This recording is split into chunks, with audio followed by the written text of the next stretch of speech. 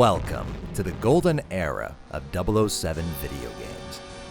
It may seem strange to be so nostalgic for an annually released licensed franchise by EA, but those who grew up with them know exactly where I'm coming from.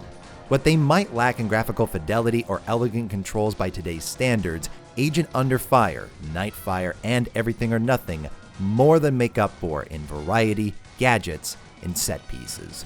While they definitely lean more towards the camp of Moonraker than the grit of Casino Royale, no other games make you feel more like Bond in both quiet and bombastic moments. If you've never played these games before, I urge you to check them out. Nightfire, as I previously covered, holds up superbly. Despite loving the films, when I think of 007, these games are what first come to my mind. Alongside Goldeneye Rogue Agent, the first video game to ever seduce me into a hype cycle, at the prospect of experiencing the variety, gadgets, and set pieces as a Bond baddie. 007's easily just as famous for its villains and henchmen as the principal character. Goldfinger, Oddjob, and Pussy Galore are some of the most famous characters of all time, and they're just from one movie. So to make a video game about being the biggest Bond baddie of them all is a genius concept. Unconstrained by MI6, you could completely embrace the lavish architecture, terrifying death traps, and brutal tactics of these despicable but charismatic rulers. It was even slightly virgin territory for the gaming industry. RPGs were going through their morality meters and Rockstar were pushing the M rating, but by and large, most games were and are still about saving the world, not ruling it, as Rogue Agent promised. At the age of 10, I watched every trailer, Rogue Agent Undercover episode, and interview released, building up to the game's launch. And I didn't like it. Never finished it, never played it again, never really talked about it with anybody, but playing Nightfire again, I got curious. Wanting to identify what I loved about Nightfire made me want to also identify what I hated about Goldeneye Rogue Agent. For many, it's right there in the title. So, the game's not called Goldeneye because it has anything to do with Goldeneye, but because it stars a main character called Goldeneye, who's called Goldeneye because he has a golden eye. Hideo Kojima, eat your heart out. You know what though? That's fine. Arcane's Prey is a stupid name forced upon by Bethesda, but it doesn't annoy me while playing. And though the name easily fooled thousands of people who bought this game thinking it had something to do with Campbell's movie or Rare's game, Rogue Agent's title never even crossed my mind as a kid. What disappointed me back then were the lack of driving sequences, gadgets, bots, and Oddjob's hat. There weren't any equivalents of enemies vanquished, fire and water, or death of an agent. I couldn't put my finger on it back then, but there was just something about this game that felt uninspired compared to what came before. And playing today, it's not hard to see why. There's a rather infamous quote by Jamie Griesmer. I say infamous because the quote took on a life of its own beyond the developer's intention. This is the thing that sort of always irritates me about the 30 seconds quote. Is because if you look at the quote, what I'm actually saying is you need that 30 seconds and then you need to put it inside of a context that is constantly changing. For a while, the 30 seconds is in a warthog, and then we fighting through a structure, and then we're doing that 30 seconds, but it's long range this time, or it's against a really powerful shielded enemy. You have to mix that up with the mission design. That's what Halo is, a loop that can be repeated through context. Rogue Agent is just a loop. It is unironically 30 seconds of fun stretched out for an entire game. From level 1 to level 2, 3, 4, 5, 6, 7, 8 credits. In Hong Kong, the premise is to assassinate Dr. No with a planted sniper rifle. It's the perfect setup for an atmospheric build-up to this ambush, possibly a stealth section. But no, it's just the loop again. It's never presented in a new context. Genuinely, the closest you get in this level is picking up a sniper rifle, a trope which itself gets repeated throughout the game. It's genuinely difficult to accurately portray the repetition without also boring the viewer, but the closest I can get is this. Years ago, I summarized Doom, F.E.A.R, and Halo with split screens to contrast Half-Life 2's campaign variety. Some viewers took issue with this, saying that reducing Halo to 3 hallways and an assault rifle is cherry picking that could be done with any video game. And fair. I was attempting to show rather than tell how Half-Life 2's structure differs from other games, but that imagery could imply a bias I did not intend, and that's on me as a writer and editor. But for Rogue Agent, you can add as many of these frames as you want, and the implication is the same. The entire game is shooting. Shooting, shooting, shooting. And the fun of that 30 seconds is debatable. This was released at a period when console shooters were starting to emulate Halo rather than Goldeneye, but couldn't emulate Bungie's controls. Games like Medal of Honor Rising Sun don't snap lock to enemies like Goldeneye, but they don't have the elegant aim assist or smooth turning for aiming to feel intuitive, ironically making it more cumbersome than Rare's Goldeneye. Having your weapon lock on meant players were more focused on the situation than centering their screen. Developed by the same team as Rising Sun, Rogue Agent's a victim of this too. The aiming is abysmal, with a hideous aim acceleration balance that makes precise aiming with the right stick outright impossible. Thankfully, there is an auto-aim option, though you then have to contend with its interesting target selections. Why did it do that? In fact, there's quite a few bizarre components of the core gameplay. On the topic of aiming, grabbing hostages is supposed to be done for temporary armor, yet holding someone up by the neck apparently increases your weapon accuracy. Maybe that's why enemies can be seen taking their own allies hostage, and you get points for them doing so. There's also the mag rail, which can instantly kill anybody, shoot through walls, and be dual-wielded even in multiplayer. Oh my Why God. can you have two of them? Contrasting directly against the dual-wield double-barrel shotgun, which is easily the weakest weapon in the game, and for some reason reloads several times faster while dual-wielding than independently. But most obvious of all is the crosshair. What's particularly bizarre is early screenshots and footage of this game, judging by their weapon angles, don't have the high crosshair placement, meaning after a year and a half of development, the team decided to move it up. Coincidentally, Halo 2, releasing the same year, pushed it down. I don't want to believe Rogue Agent changed their crosshair because Halo 2 did, but I can't come up with a logical reason for bumping it up. The reason Bungie lowered their crosshair and continued to do so is to direct players' eyes upward, to account for the verticality of their games, both in level design and enemy player movement. The only reason I can imagine to place the crosshair up is to make headshots easier, and the solution for that would have been to tweak the aiming controls.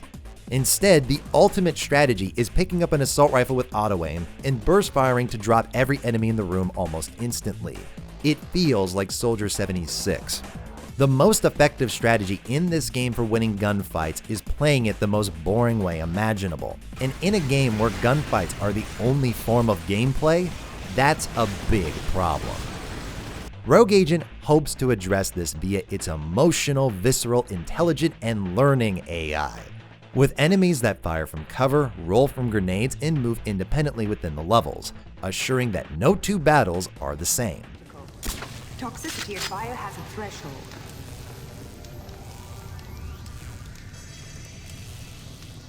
It's technically true.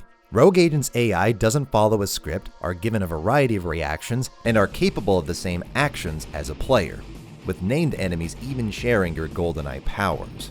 It was directly inspired by Halo, as the game's lead designer worked on Halo, with the biggest challenge said in this GameSpot article to be making human enemies behave realistically compared to aliens and monsters. I'd argue the next biggest challenge is making human enemies threatening when you're superhuman. And it's one that Rogue Agent doesn't really address. All the nuances of this evil AI are rarely demonstrated because you're so often dropping goons before they can even shout a voice line. Your health regenerates anything they manage to chip away, and while there's nothing you can do they can't, except throw people, there's also nothing they can do that you can't. At least, nothing of any consequence. In F.E.A.R, enemies taking cover is a big deal. Not only does it give someone else time to flank your position, but the trading of damage is a lot more volatile.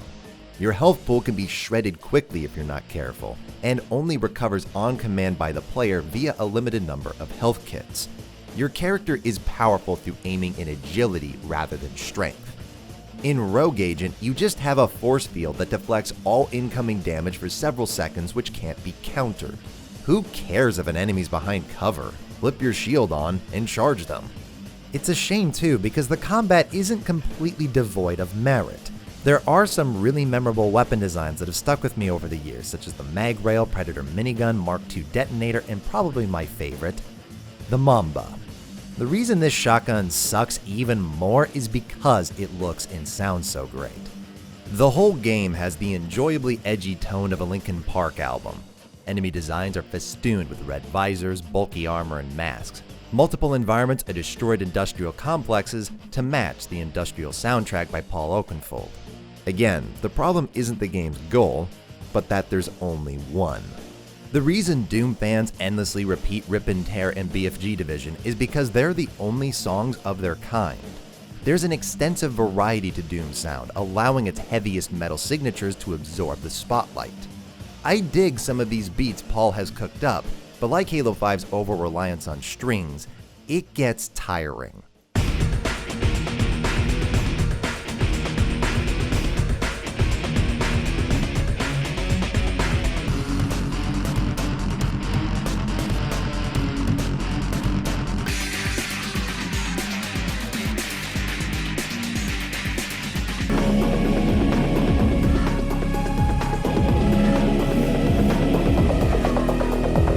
It's a big part of why levels in this game blend together. I couldn't tell you where these songs play because none of the locations have a unique sound. And that's where we come back to this game's biggest problem of all, the levels, or more specifically, their pacing. Goldeneye Rogue Agent is the most exhausting game I've ever played on this channel, worse than Resident Evil 6, Halo 5, or Body Count. The game's said to have 20-something levels across its 8 locations for an average total playtime of 7 hours. That's longer than both Agent Under Fire and Nightfire. Games with jetpacks, tanks, tranquilizer darts, Aston Martins, and laser guns in space. The only variety this game potentially has then are the different locations, from the Octopus Black Market to Hoover Dam, Hong Kong to Las Vegas, and from Fort Knox and Goldfinger to the volcano lair from You Only Live Twice. But it's just not enough when you spend upwards of 40 minutes fighting in a single backdrop, especially when the game is this desperate to pad levels out. Oddjob is already on the ground. Your fastest entrance will be through the Sky Lounge. The fastest way to the vault is the Sky Lounge. And you know what the amazing thing is? This is one of the shortest levels in the game. A good chunk of it is just sitting in an elevator. Had you entered via the ground floor, I imagine it would have lasted 5 minutes. Meanwhile, it's followed up by the longest level, repeating everything that's already been repeated with the addition of 14 tanks. Willem Dafoe didn't have that many in Everything or Nothing, and at least I got to drive one. It genuinely has you start from the ground floor at Hoover Dam to reach the top of it, just to descend all the way to the opposite side. Drop me off there. Put a Gatling gun on Pussy's pink helicopter and let me blood dragon these assholes to save 40 minutes of my life. You don't even have all of your powers by this point in the game, and these levels have an obvious bias towards certain abilities. Auric Enterprises has the Mag Rail everywhere to teach you how to use the MRI vision scanner. Hong Kong fills its arenas with lame traps and environment interactions to encourage the EM hack, and the dam effectively requires the polarity shield. I've heard friends joke because of this ability that the game was an early attempt at Crysis, but it doesn't have that game's initial flexibility that facilitates player creativity. You're just solving a designer's equation. D-pad down plus white button equals solution. There is one level that's an exception though, the Octopus. This underwater black market is both a great backdrop and one of the few levels where all of your powers are relevant, and relatively open for use, save for a couple bridges that need to be activated via the EM hack. But that gets forgiven when flailing people alive with your mind. This is a level where Rogue Agent's components come together with all the fat trimmed. No drawn-out elevator rides, helicopter fights, wave defense sections, or limited powers. There's even some actual strategy in balancing your abilities between killing enemies, protecting yourself, and hacking turrets in the environment. Best of all, it's littered with death traps and multi-storied arenas for you to fling people off of. It even has a couple hallways to catch your breath to punctuate the action, and a running gag of using Goldfinger's bank account to progress. You have the navigation coordinates. Now get out of there and stop spending my money! That line for me is what cements this level as being above the rest, because it's one of the only pieces of characterization in the game that works. The game's goal is to absorb you in the Bond underworld. The reason it surrounds you with Goldfinger, Dr. No, Pussy Galore, Xenia Onatopp, Oddjob, and Scaramanga is because they're the most famous villains of all. The only one that's missing with the same relevance is Jaws, and that's because he already returned. Some describe this game as fanfiction, but I started with fanfiction, so I actually kind of like the alternate world premise. In fact, it's something I wish more franchises would do. What I mind is character. While Pussy Galore and Scaramanga carry the same name and likeness of their on-screen counterparts, the difference in portrayal is night and day. I'm Francisco Scaramanga. Your Goldeneye was built by one of my contacts. How do you like my island? Bit off the beaten track, isn't it? It's rent-free. I do my landlords an occasional favor. I've heard a lot of people say that one of this game's redeeming qualities is that they managed to have Christopher Lee reprise his role. But I don't think he reprised anything. This melodramatic brochure reader isn't the enthusiastic multimillionaire assassin. And don't get me started on Pussy. My name is Pussy Galore. You look like you could use a ride. Climb aboard, Goldeneye. Won't you join me? Not on duty. I'm Mr. Goldfinger's personal pilot. You are? And just how personal is that? I'm a damn good pilot. Period. This authoritative, no-nonsense, badass pilot who led her own gang of criminals has been reduced to a spandex femme fatale Uber driver. I'd complain she does nothing, but really, none of these villains do anything. It's got to be one of the worst ensembles I've ever seen. Xenia Onatopp, a psychotic, thigh-murdering, temptress assassin, is killed in rogue agent like this. Good. Okay. Okay, bye-bye. And in the same level, Oddjob dies like this.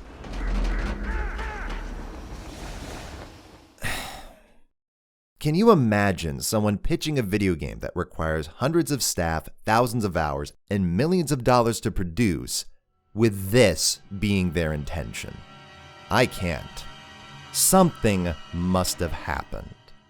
There must have been a game where Goldeneye wore a white suit outside the Midas Casino, rope jumping on the rooftops of Fort Knox in a shootout, inside Auric Enterprises packed with beautiful people enjoying a pool party before Dr. No's army storms in and tearing them apart with Goldfinger's laser. Working with Oddjob to deliver a bomb to the Hoover Dam, throwing people to sharks inside a crowded octopus black market. The game I got hyped for as a 10-year-old kid. Turns out, it does exist. On paper. Meet Danny Bilson. Yes, that Danny Bilson. Before he became the VP of THQ, he was and is a screenwriter. He's worked on a multitude of films, television shows, and video games, including EA's James Bond during its prime. Him and longtime writing partner Paul DeMeo conceived Goldfinger vs. Dr. No, mapping out the whole game for EA Los Angeles, who they previously worked with on Medal of Honor Rising Sun, creating scenarios they knew the team could build. Except they couldn't. Unfortunately, at the same time, EALA decided to rebuild the tech for Medal of Honor. They got out of sync with us, and the engine was never ready. Just by looking at Rising Sun, it's easy to see why EALA felt they were in need of an upgrade. Medal of Honor's console releases look dated even by the standards of the time. But in the opening, there's scripted set pieces, unique gameplay, and on-rails action through Pearl Harbor. All the things that Rogue Agent completely lacked out of necessity. There was stuff like a room that flooded, and then they let the sharks loose. There was all kinds of crazy shit they couldn't make. It wasn't a creative problem, and it was totally laid out by Paul and I, and then modified. There was a lot of good people in that studio. It's just about time. You know what I mean? It's time and tech. The tech was messed up, and we didn't have the time. We needed another year. The reason Rogue Agent feels like the minimum viable product of a big pitch is because that's exactly what it is. So other things that happened along the way was general manager came into the studio, really good guy, but he had an idea that maybe wasn't so great, which was, we'll call it Goldeneye. Now, all of a sudden, our game that's limping along under real tough production constraints is, you're going to put that name on it. You're going to be compared to one of the greatest console shooters of all time. And then there was a ridiculous demand on shipping the game in 9 months, which, I'll be frank, is why I quit and why I left EA. It was all about this game. And so, in fact, I have never played that game. I have copies of it. I have never broken the seal on it. It was our dream that became kind of a nightmare. Games like these aren't bad because the developers don't care. When Danny says there was lots of talent within the team, he's putting it lightly. Dan Orzelak was its combat designer, who not only worked on Combat Evolved as previously mentioned, but most recently, Ghost of Tsushima. Its sound designer was one Eric Kraber, who'd have his name cemented forever in the hearts of Titanfall and Apex fans. Its character art director was Takayoshi Sato of Silent Hill fame. Costumes were designed by Kim Barrett of the Matrix trilogy. Renee Morel from Final Fantasy Spirits Within modeled all the major villains. Its business producer was a manager for Looking Glass, and its system engineer was a lead on the Dead Space trilogy. They even had both old and new environments be sketched by Sir Ken Adam, the original set designer for the 007 film franchise, from Dr. No all the way to Moonraker. It had the people and the money, but without time and tech, it's honestly a miracle they even released a product at all. For years, I thought I hated this game, and believe me, at times while playing for this video, I really did. But truth be told, there's so many worse video games out there. Without the connection to my childhood, I would have thought it's just another mediocre FPS to add to the pile. What I've come to loathe are the systems that doomed Rogue Agent, the mechanisms that forced its name, resurrected not to continue a legacy, but to boost sales. The days talented people work to make something they'll forget or want to forget. The marketing selling this is something they damn well knew it's not, because that's their job, and there are enough people like my 10-year-old self who wouldn't know. The scenario where a bad game using the name Goldeneye overwrites a great game by people who actually made Goldeneye. I hate this system because ultimately it gives each of these horrible decisions a reasonable explanation. Why would Time Splitters get Bond's advertising budget? Why would executives give another year to Rogue Agent when its follow-up is already set for next year? Why would marketers sell their game as less than the competition? Would you do anything differently as that marketer or manager? As much as I want to believe otherwise, I don't think I would.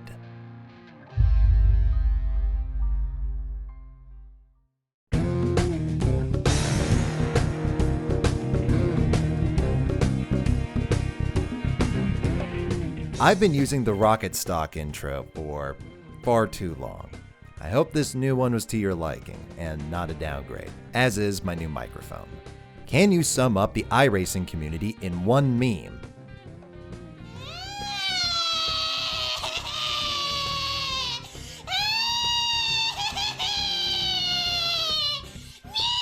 Boxers? Already answered this. Is TMNT cool? I guess? Didn't really watch it growing up. Do you ever get exhausted with all the requests and status report demands for new videos? Compared to how exhausted I get with Adobe? Not even remotely. Does Mr. Raycevick enjoy MMOs? Not really. I've tried WoW, Guild Wars 2, Neverwinter, Tor, WildStar, Defiance, and Black Desert. Of those, Tor and WildStar clicked with me the most, so it's almost fitting that WildStar quickly died. Why is Juhana? I don't know. When will you start streaming?